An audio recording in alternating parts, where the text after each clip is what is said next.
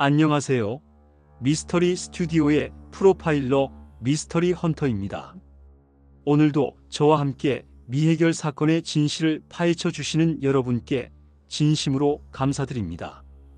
구독과 좋아요는 더 깊이 있는 미스터리 콘텐츠 제작에 큰 힘이 되니 영상이 도움이 되셨다면 꼭 눌러주세요. 자, 그럼 오늘의 사건으로 들어가 보겠습니다. 평범한 토요일 저녁 한 대학생이 집에 돌아와 엄마 다녀왔어요 라고 인사합니다. 하지만 3분 후 그녀의 컴퓨터에는 소름 끼치는 검색 기록이 남겨집니다. 성추행 신고 방법, 112 신고 온라인. 그리고 그 순간 이후 그녀는 영원히 사라져버렸습니다. 방에 남겨진 것은 찢어진 자신의 등신대 사진과 활짝 열린 창문뿐. 도대체 그 3분 사이에 무슨 일이 일어난 걸까요? 이 사건을 끝까지 들으신다면 여러분도 소름이 돋을 겁니다. 2019년 9월 14일 토요일 밤에 발생한 이 사건은 지금도 수많은 미스터리를 남긴 채 미해결 상태로 남아 있습니다. 전주시 덕진구 금암동에 거주하던 23세 대학생 박소영이 흔적도 없이 사라진 이 사건을 프로파일러의 시각에서 자세히 분석해 보겠습니다. 박소영은 전주대학교 영문과 3학년에 재학 중이던 평범한 대학생이었습니다. 키 162cm, 체중 48kg의 마른 체형의 어깨까지 오는 긴 생머리를 한 그녀는 내성적이지만 성실한 성격으로 주변 사람들에게 알려져 있었습니다. 부모님과 함께 덕진구 금암동의 다세대 주택 2층에서 살고 있었으며 생활비를 위해 시내 서점에서 아르바이트를 하고 있었습니다. 사건이 발생한 그날 박소영의 하루는 평소와 전혀 다르지 않았습니다. 오전 10시경 집을 나서서 시내 서점가에서 아르바이트를 했고 오후 6시경 일을 마친 후 동기들과 함께 저녁 식사를 했습니다. 함께 있던 친구들의 증언에 따르면 박소영은 평소와 다를 바 없이 밝은 모습이었다고 합니다. 오히려 다음 주에 있을 중간고사 준비 때문에 일찍 집으로 돌아가겠다고 말했을 정도였습니다. 저녁 8시경 박소영은 친구들과 헤어져 평소 이용하던 시내버스 79번을 타고 금암동 정류장까지 이동했습니다. 정류장에서 집까지는 도보로 약 5분 거리였습니다. 버스 기사의 증언에 따르면 박소영은 평소와 같은 모습으로 버스에서 내렸으며 특별히 이상한 점은 없었다고 합니다. 오후 8시 47분 박소영은 집에 도착했습니다.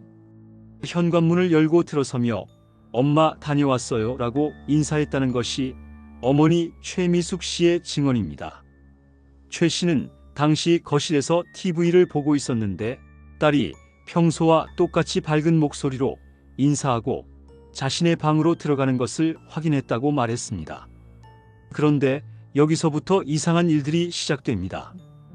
박소영이 집에 도착한 지 정확히 3분 후인 오후 8시 50분 그녀의 노트북에서 매우 이상한 검색 기록이 남겨집니다. 사건 발생 후 경찰이 압수한 노트북을 분석한 결과 다음과 같은 검색어들이 발견되었습니다.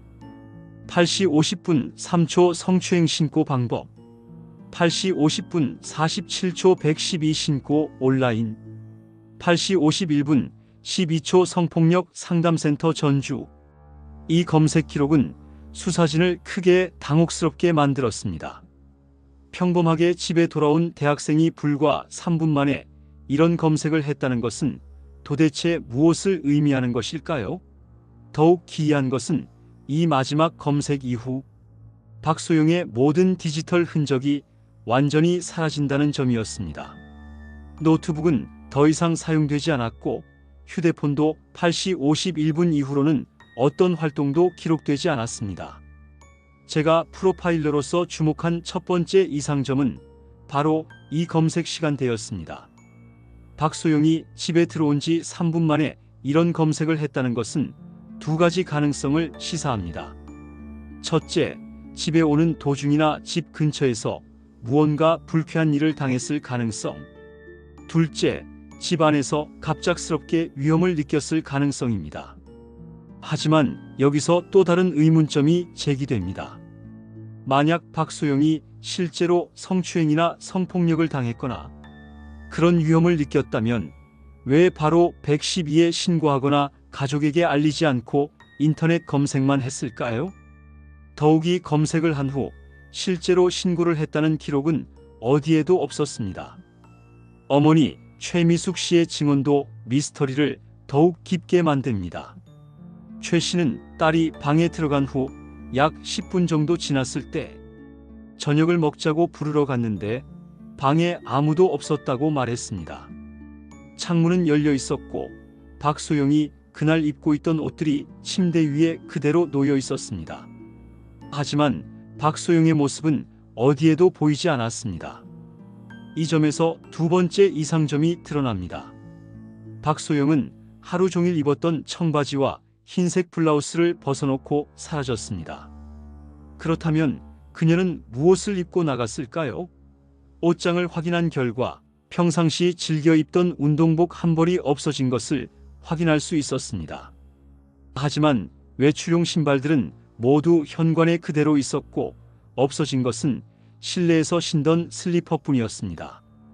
제가 이 점을 매우 중요하게 보는 이유는 계획적인 가출이었다면 최소한 제대로 된 신발을 신고 나갔을 것이고 급박한 상황에서 도망쳤다면 옷을 갈아입을 시간이 있었을까 하는 의문이 생기기 때문입니다. 세 번째 이상점은 박소영의 방에서 발견된 또 다른 흔적이었습니다. 책상 위에 놓여있던 박소영의 등신대 사진이 누군가에 의해 찢어져 있었던 것입니다. 이 등신대는 박소영이 지난해 생일 때 친구들과 함께 놀이공원에서 찍은 기념품으로 평소 소중히 여기던 물건이었습니다. 그런데 사진의 얼굴 부분만 정교하게 오려져 있었습니다. 이 훼손된 등신대를 발견한 어머니는 소영이가 그 사진을 정말 아껴했는데 스스로 훼손했을 리가 없다고 증언했습니다. 그렇다면 누가 언제 이 등신대를 훼손한 것일까요? 박소영이 직접 한 것일까요? 아니면 다른 누군가가 한 것일까요? 방의 창문도 중요한 단서였습니다. 2층에 위치한 박소영의 방 창문은 평소 잠겨 있었는데 발견 당시에는 열려 있었습니다. 창문 아래로는 에어컨 실외기와 담장이 있어 성인이 올라오거나 내려갈 수 있는 구조였습니다. 하지만 창틀이나 주변에서 외부 침입의 흔적은 발견되지 않았습니다. 박소영의 개인적인 배경을 살펴보면 더욱 미스터리해집니다. 그녀는 평소 매우 조용하고 내성적인 성격이었으며 특별한 이성관계나 인간관계에 문제가 있었던 것도 아니었습니다. 아르바이트 장소에서도 성실하고 조용한 학생으로 알려져 있었고 동료들과의 갈등도 없었습니다. 대학에서의 생활도 평범했습니다. 성적은 중상위권을 유지하고 있었고 교수들과의 관계도 원만했습니다. 동기들과의 관계도 좋은 편이었으며 따돌림이나 괴롭힘을 당한 적도 없었습니다. 그녀의 SNS 계정을 분석한 결과에서도 특별한 이상점은 발견되지 않았습니다. 가족 관계도 안정적이었습니다. 부모님과의 관계는 원만했고 가정 경제도 크게 어려운 상황은 아니었습니다. 아버지는 시내에서 작은 식당을 운영하고 있었고 어머니는 전업주부였습니다. 특별한 가정 갈등이나 경제적 문제로 인한 스트레스도 없었던 것으로 보입니다. 그렇다면 박소영에게 무슨 일이 일어났던 것일까요? 제가 수사진과 함께 주목한 몇 가지 가설을 살펴보겠습니다. 첫 번째 가설은 즉흥적 가출설입니다. 어떤 갑작스러운 스트레스나 충격으로 인해 계획 없이 집을 나갔다는 것입니다. 하지만 이 가설로는 인터넷 검색 기록을 설명하기 어렵습니다.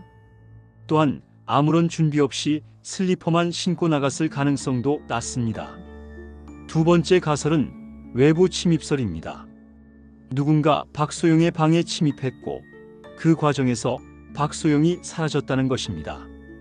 열린 창문과 훼손된 등신대가 이를 뒷받침하는 증거가 될 수 있습니다.